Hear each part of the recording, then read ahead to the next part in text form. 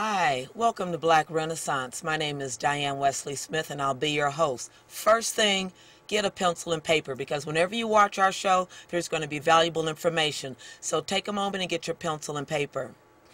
I want to thank you for tuning in. This is the first episode of Black Renaissance. Excuse me, Black Resurgence TV. I was going to use Black Renaissance, the name is taken. So it's Black Resurgence TV. And thank you again for tuning in. Black Resurgence TV, it's about issues facing people in the areas of housing, education, health, joblessness, real estate, and economic development. And because District 10, which is the district that I'm from, is the fastest growing district in San Francisco, we will start addressing issues that are occurring there. In this segment, we're going to begin talking about real estate. I'd like to mention I'm a community broker with a real estate agency that's located at 4636 3rd Street. And blacks in San Francisco's numbers have been dwindling from about 35% to less than 7% now. Clearly, we're being challenged in the area of home ownership. And right now, Lennar Urban is planning to build thousands of housing units in Bayview, Hunters Point. And as a community activist and broker, I'm committed to helping as many people as possible achieve the American dream of home ownership, especially those in District 10. And to that end, I want you to meet my guest today. My guest today is Rebba Middleton. And Rebba Middleton is a real estate agent and community activist. Welcome to the show, Rebba. Thank you. And Rebba, I wanted to just say we really appreciate you coming in and sharing with us your expertise as a real estate agent and as a loan agent.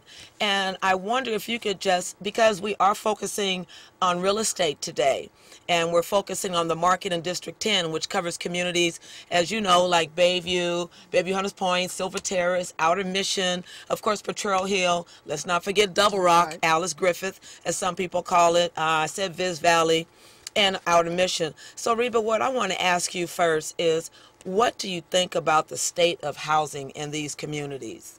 Well, thank you, Diane, for having me come in. I've been a longtime Bayview resident.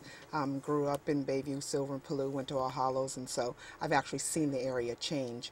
I think that it is a fabulous time to buy.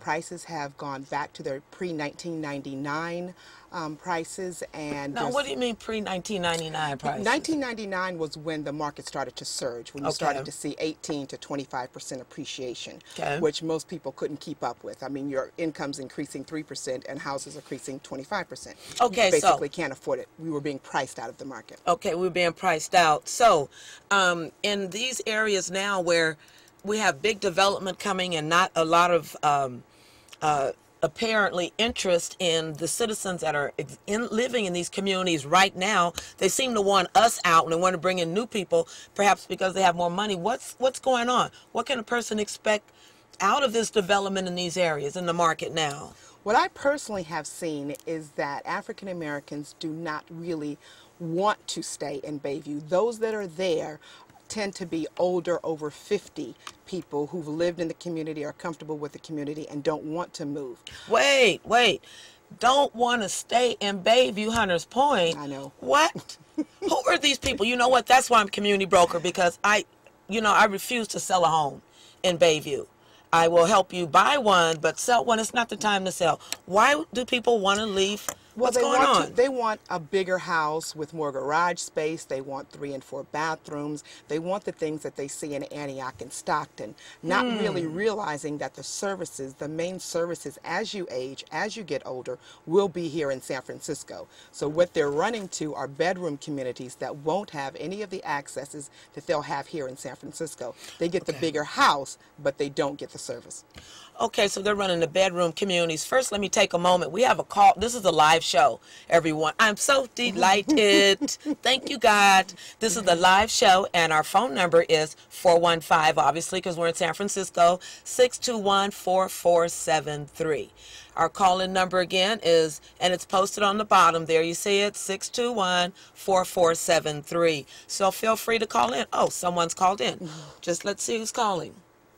Hi, this is Black Resurgence. This is Diane. Do you have a question, a suggestion, or a comment?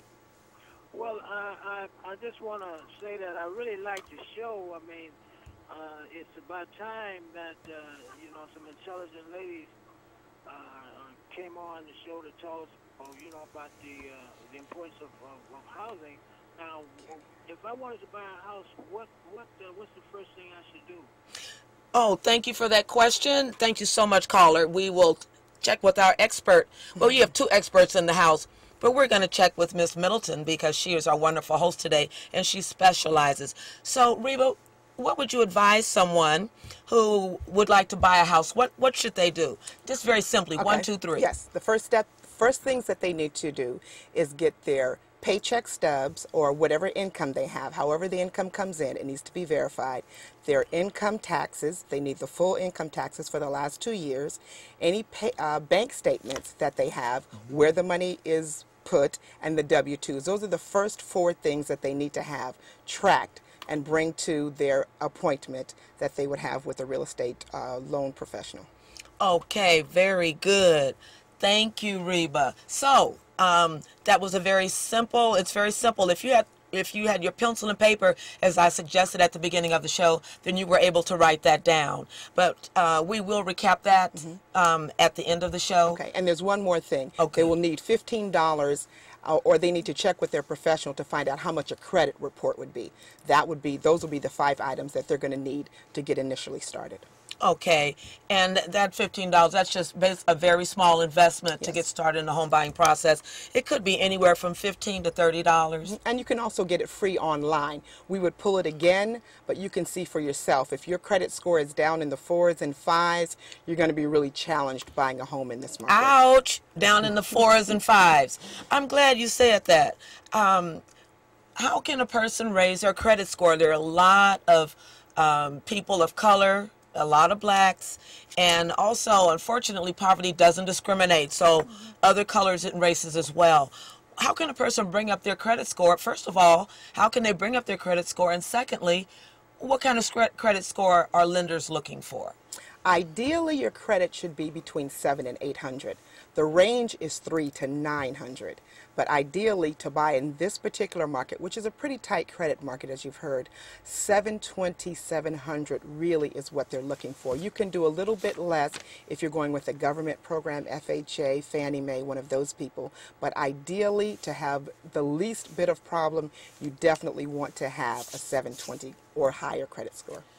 720 or higher credit score. Let me see.